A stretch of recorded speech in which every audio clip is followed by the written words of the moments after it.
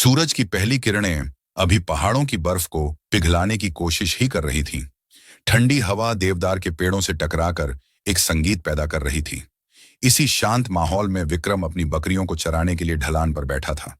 विक्रम की उम्र 25 से 26 साल थी। सांवला रंग, चेहरे पर मेहनत की चमक और आंखों में एक गहरा सन्नाटा। कभी उसके भी सपने थे। वह फौज में जाना चाहता था, देश की सेवा करना चाहता था। लेकिन पिता की मौत ने उसे घर का जिम्मेदार बना दिया। मां की बीमारी और बहन की पढ़ाई के लिए उसने अपने सपने गिरवी रख दिए और हाथ में लाठी थाम ली। वह जानता था कि पहाड़ों की जिंदगी जितनी खूबसूरत दिखती है, उतनी ही कठोर होती है। वह अपनी धुन में मग्न घाटी की गहराई को देख रहा था कि तभी झर्रर, धाड़, धड़ाम, शांति का सीना चीरती हुई एक भयानक आवाज गूंजी। विक्रम ने चौंक कर देखा। ऊपर सड़क के तीखे मोड़ से एक काली लग्जरी कार नियंत्रण खो बैठी थी और हवा में गुलाटी खाते हुए सीधे खाई की तरफ गिर रही थी।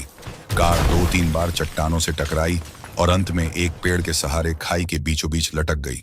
धूल का एक बड़ा गुब्बार उठा। हे भगवान! विक्रम चिल्लाया। बिना एक पल गंवाए उसने अपनी लाठी फेंकी और ढलान की तरफ दौड़ पड़ा। रास्ता पत्थरों और कटीली झाड़ियों से भरा था। उसके जूते फिसल रहे थे, कपड़े फट रहे थे, लेकिन उसकी नजर सिर्फ उस कार पर थी। उसे पता था कि वहां कोई जिंदगी और मौत के बीच झूल रहा है। जब वह कार के पास पहुंचा तो मंजर भयानक था। गाड़ी का कांच चकनाचूर हो चुका था। पेट्रोल लीक हो रहा था, जिससे कभी भी आग लग सकती थी। विक्रम ने ड्राइवर सीट की तरफ देखा। एयरबैग खुला था और ड्राइवर स्टीयरिंग पर अचेत पड़ा था। उसकी नब्ज रुक चुकी थी। विक्रम का दिल बैठ गया। तभी पीछे की सीट से एक हल्की सी आह सुनाई दी। विक्रम तुरंत पीछे की खिड़की की तरफ लपका। कांच पहले से टूटा था। उसने अंदर झांका। वहां एक लड़की फंसी हुई थी, अनाया। करीब 24 साल की, मॉडर्न कपड़े, लेकिन इस वक्त वह खून से लथपथ थी। उसका सिर अगली सीट से टकराया था और वह अर्ध बेहोशी, सेमी कॉन्शियस में थी। मैडम, मैडम, आप मुझे सुन रही हैं? विक्रम ने जोर से आवाज दी। अनाया ने मुश्किल से अपनी पलकें झपकाईं। उसके मुंह से सिर्फ एक शब्द निकला, पानी। विक्रम जानता था कि यह वक्त सोचने का नहीं, करने का है। उसने पूरी ताकत लगाकर दरवाजा खींचा, लेकिन वह लॉक था।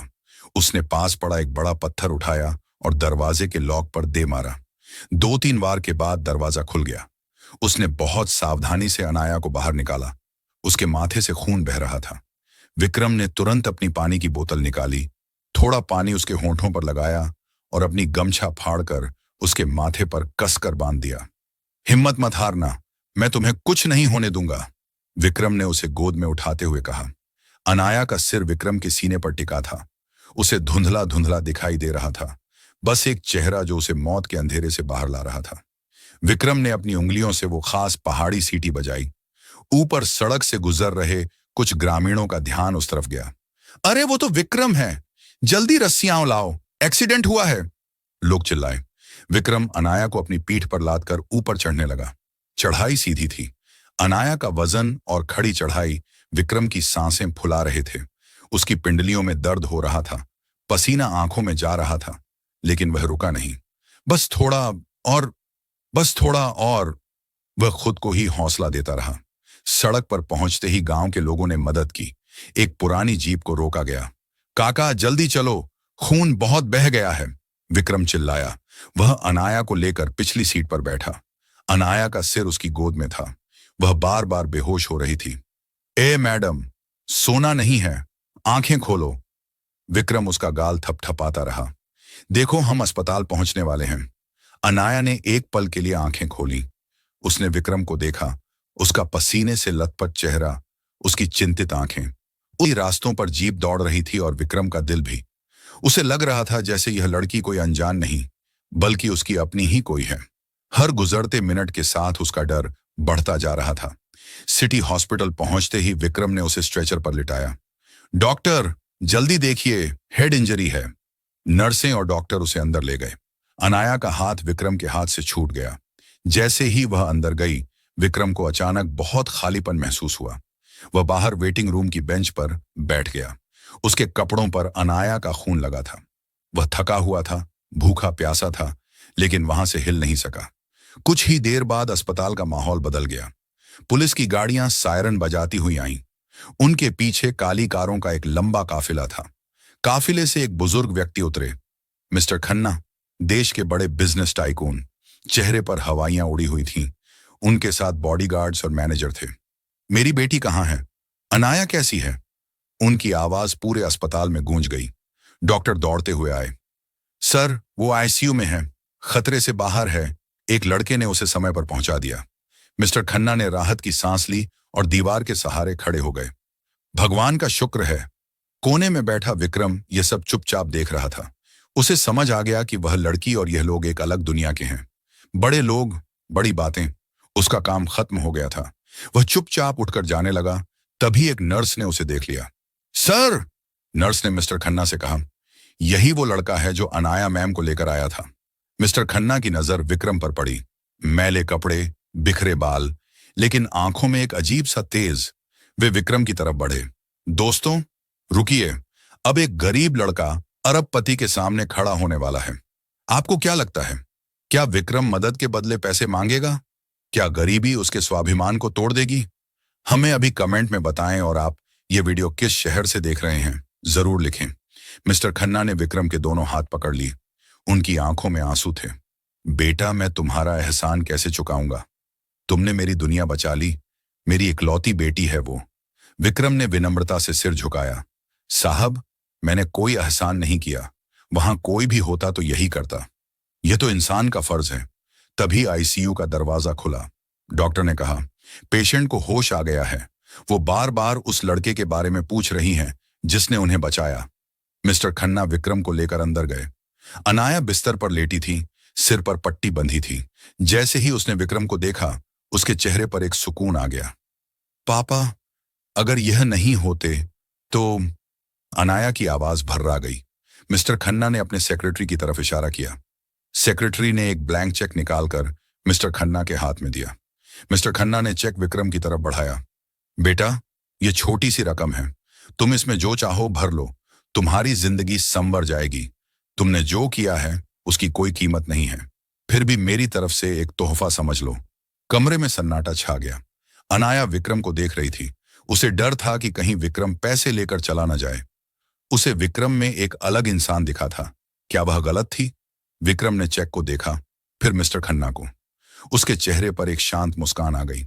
साहब, विक्रम ने धीरे से कहा, उस घाटी में जब मैंने आपकी बेटी को गोद में उठाया था तो मुझे सिर्फ एक जान का वजन महसूस हुआ था, दौलत का नहीं। मेरी मां कहती है कि सांसों का सौदा नहीं होता। अगर मैं जान बचाने की कीमत ले लूं तो ऊपर वाला मेरा हिसाब कैसे रखेगा? उसने हाथ जोड़ ली। बिटिया ठीक हो गई, यही मेरा इनाम है। बस एक विनती है साहब, उस सड़क की मरम्मत करवा दीजिएगा ताकि फिर किसी पिता की गोदी सूनी ना हो। इतना कहकर विक्रम मुड़ा और कमरे से बाहर निकल गया। मिस्टर खन्ना के हाथ में चेक वैसे का वैसा रह गया। अनाया की आंखों से आंसू बह निकले। आज पहली बार उसने किसी ऐसे इंसान को देखा था जिसका कद उसके पिता की दौलत से भी बड़ा था। अगले दिन यह खबर हर चैनल पर थी। पहाड़ी हीरो ने ठुकराया करोड़ों का इनाम। विक्रम अपने गांव लौट आया था। गांव वाले उसे कोस रहे थे। अरे मूर्ख, लक्ष्मी घर आई थी और तूने धक्का दे दिया। पागल है ये, चेक ले लेता तो हम सबकी गरीबी दूर हो जाती। विक्रम चुपचाप अपनी बकरियों के पास बैठ गया। उसे लोगों की बातों का बुरा नहीं लग रहा था। उसे बस अनाया की वो डरी हुई आंखें याद आ रही थीं। क्या वो अब ठीक होगी? 1 महीना बीत गया। विक्रम अपनी पुरानी दिनचर्या में लौट आया था। एक शाम वह उसी चट्टान पर बैठा बांसुरी बजा रहा था। तभी उसने देखा कि गांव की कच्ची सड़क पर धूल उड़ रही है। गाड़ियों का एक बड़ा काफिला गांव की तरफ आ रहा था। गांव वाले डर गए। उन्हें लगा शायद पुलिस या अधिकारी आए हैं। गाड़ियां सीधे विक्रम के झोंपड़े के पास रुकीं। सबसे पहली गाड़ी से मिस्टर खन्ना उतरे और दूसरी तरफ से अनाया। अनाया पूरी तरह ठीक थी। उसने सादा सूट पहना था, लेकिन उसकी खूबसूरती और सादगी देखते ही बन रही थी। विक्रम हड़बड़ाकर खड़ा हो गया। मैडम, आप यहां? अनाया सीधे विक्रम की मां के पास गई और उनके पैर छुए। फिर वह विक्रम के सामने आई। पूरा गांव तमाशबीन बना खड़ा था। विक्रम, अनाया ने कहा, उस दिन तुम बिना कुछ लिए चले आए थे, लेकिन तुम मेरे पास मेरी एक चीज छोड़ आए थे। विक्रम हैरान था। मैंने क्या तो कुछ मैडम? नहीं लिया। मैंने तो कुछ नहीं लिया। मेरा दिल, अनाया ने मुस्कुराते हुए कहा। भीड़ में खामोशी छा गई। अनाया ने आगे कहा, मैंने बहुत अमीर लोग देखे हैं विक्रम, लेकिन दिल का इतना अमीर इंसान मैंने आज तक नहीं देखा। मेरे पापा मेरे लिए दुनिया जहान के राजकुमार ला सकते हैं, लेकिन मुझे वो रक्षक चाहिए जो मौत के मुंह से भी मुझे वापस ला सके। क्या तुम मेरा हाथ थामोगे? मिस्टर खन्ना आगे आए। उन्होंने विक्रम के कंधे पर हाथ रखा। बेटा, मेरी बेटी जिद्दी है, लेकिन जौहरी भी है। उसने हीरे को पहचान लिया है। मुझे अपनी कंपनी के लिए बहुत मैनेजर मिल जाएंगे, लेकिन दामाद के रूप में तुम्हारे जैसा इंसान नहीं मिलेगा। क्या तुम हमारे परिवार का हिस्सा बनोगे? विक्रम की मां की आंखों में खुशी के आंसू थे। विक्रम ने अनाया की आंखों में देखा। वहां कोई दिखावा नहीं था, बस प्यार और सम्मान था। अगर आप मुझे मेरे इसी रूप में, मेरे पहाड़ों और मेरी सादगी के साथ अपना सकती हैं, विक्रम ने कहा, तो मुझे स्वीकार है। उस दिन गांव में जश्न मना। मिस्टर खन्ना ने गांव में स्कूल और अस्पताल बनवाने का काम शुरू करवाया। अनाया और विक्रम की शादी उसी गांव के छोटे से मंदिर में हुई। अनाया ने शहर की चकाचौंध छोड़कर विक्रम की दुनिया को अपनाया, और विक्रम ने अपनी जड़ों से जुड़े रहकर अनाया की दुनिया को ईमानदारी का मतलब सिखाया। उस पहाड़ी मोड़ पर अब एक पक्की दीवार है, और वहां एक बोर्ड लगा है, सांसों का सौदा नहीं होता, एक सच्ची प्रेम कहानी की शुरुआत। दोस्तों, यह कहानी साबित करती है कि प्यार और सम्मान पैसे से नहीं खरीदा जा सकता। विक्रम ने उस दिन चेक ठुकराकर यह बता दिया कि एक गरीब आदमी का ज़मीर दुनिया की सारी दौलत से बड़ा होता है। क्या आज के दौर में भी ऐसे लोग हैं जो मदद के बदले कुछ नहीं चाहते? क्या अनाया का फैसला सही था? ऐसी ही दिल छू लेने वाली कहानियों के लिए चैनल को अभी सब्सक्राइब करें और घंटी बजाना ना भूलें। मिलते हैं अगली कहानी में। जय हिंद।